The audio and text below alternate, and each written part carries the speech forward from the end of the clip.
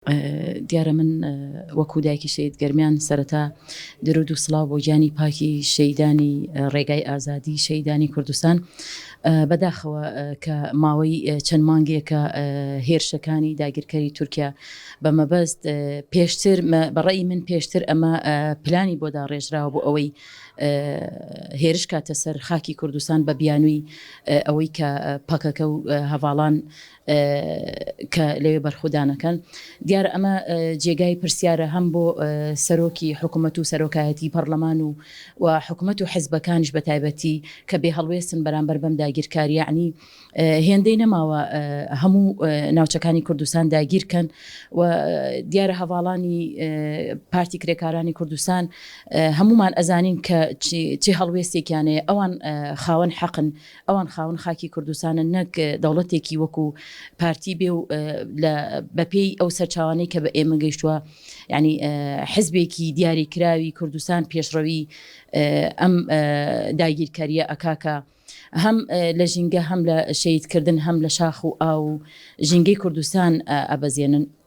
ئەمە جێگای پرسیارە بۆ خۆی کە ئەبێ خەڵکی کوردستان هەڵوێستیانە بێ لە هەموو شار و شارۆچکەکان پێویستە خەڵک دەنگی هەبێ بە هەموو ئەو قەیرانە دروستکراوانەی کە ئەم حکوومەتەی کوردی خۆمان هێنایەتیە سەر خەڵکی کوردستانە ئێمە بە هەموو ئەمانە ڕازین بۆیە ئەوان واکەن ئێمە خەڵکی کوردستان بێدەنگن لە ئاست هەموو ئەو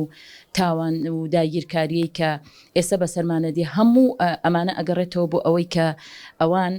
تاوانباری سەرەکی حیزبە کوردیەکانی خۆمانن پێویستە ئەوان بێنە دەنگ و خەڵکی کوردستانیش شار بە شار و دێ بە دێ و هەموو تەنانەت لە مناڵێکەوە دەست پێ بکاتە ڕیشسپیەک پێویستە دیفاع لە خاکی کوردستان و لە بەرخودانی گەریلاکان بکە ئێمە ئەبێ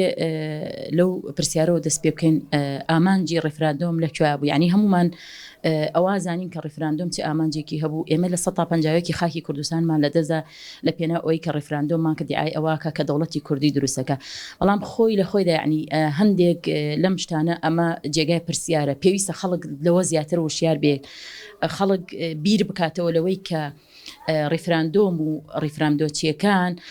بەو شێوازە بوو کە ئێستا بینیمانە یعنی لە 16 ئۆکتۆبەری بەدواوە بوو یعنی کوڕی خەڵکیان بە کوژدا خوێنی کوڕی خەڵکیان لا بەلاژ بوو و نزیکترین کەس ئێمە کەسوکاری خۆمان لە 16 ئۆکتۆبەراتیا چووە ئامانجی ڕێفراندۆم بۆ شێوە نابێت نە دەوڵەتداری بەمانە کرێ نە حیزبایەتیشیان پێکرێ ئەمانە تەنیا حزبێکی خۆسەپێنن حزبێکی بنەماڵەیین حزبێکی ئەوان کە تەنیا لە بازنەیەکە ئەخولێنەوە ئەگەرنە ئەوان دەمێکە ینی خەڵکی کوردستان و خاکی کوردستانیان لە خاکی بە دەوڵەتی تورکیا داگیرکەر فرۆشتووە بۆیە تورکیا بەم شێوەیە هێرشە کاتە سەرمانوە پێویستەکە ینی لە هەموو لە هەر کوێیەکی ئەم کوردستانەیە لە هەر وڵاتێکە لە هەر چوار پارچەی کوردستان کوردێک هەبێ پێویستە دیفاع لە خاکەکەی خۆی بکات پێویستە دیفاع لەوە بکە کە ئەم دەرگایانە یعنی بۆ بەم شێوازە بێ بۆ تورکیای داگیرکەر کراوەیە بۆ کوردستانی خۆمان بۆ کوردی خۆمان بۆ گەریلایەک بۆ شۆڕژگێڕێ بۆ دایکە شەیدێک داخراو بێت یعنی پێویستە کە خەڵک لەمە زیاتر قبول نەکات پێویستە ئەم ژینگەیە بتەقێتەوە بەم شێوازە نابێت یعنی سیرەکەی پارتی بە شێوازێک مامەڵاکە یەکێتی بە شێوازێک مامەڵاکە هەموو حزبەکان تاوانبارن حزبی سەرەکی کە تاوانبارە پارتیە لە داگیرکاری خاکی کوردستانە پێویستە ینی شەڕ ئیعلان نەکرێ شەڕی براکوژی چکە ئێمە هەمومان کوردین و بینیمانە لە ڕابردووە ئێمە ڕابردوویەکی تاڵمان هەیە لەگەڵ شەڕی براکوژی و کە چەند هەزار گەنجێکی لە هەردوو تەرەف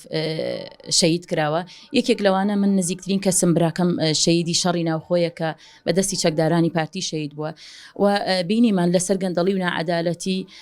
یەکێک لەوانە کە جەرگی منیان سووتەن شەید گەرمیان لە بەردەم لە قینۆزە شەید دەکرێت لە پێناو مانەوە کورسی و دەسەڵاتی خۆیان بەڵام ئێمە لەگەڵ هەموو ئەم شتانەیە هەر خۆمان بە کورد دەزانی خۆمان بە خاوەن خاکی کوردستان نەزانیوە بۆیە دیفاع لە خاکی کوردستانەکەین هیوادارم ئەو حزبانش بە خۆیان بچنەوە بە تایبەتی پارتی دیموکراتی کوردستان کە کەوتۆتە لێواری مەرگەوە ینی ئیتر ئەمە وا بۆیە ڕوین ئێمە کە ئەمە کۆتایی ئەوانە پێویست ناکە تۆ ئەوە سەرشۆڕبی لە بەردەم کەسێکی داگیرکەرە لە بەردەم دەوڵەتێکی داگیرکەرە ئێمە هەموو یەک پارچەی خاکی کوردستانە پارێزین لە هەر چوار پارچەی کوردستان وەکو دایکێکی جەرگ سوتاو کە ڕۆڵەیەکم لە دەستداوە ئەوەیە کە پارتی ئەو شەڕ و گێچەڵە بەرامبەر بە گەریلاکانی پەکەکە هەڵنەگیرسێنێ و ئەوانیش هەموو خوشکوبرای ئێمن ینی دڵنیاکەمەوە پارتی دڵنیاکەمەوە لەوەی کە هەموو گەلی کورد پشتگیری پشتیوانی و پشتگیری لە هەواڵانی پارتی کرێکارانی کوردستانەکەن.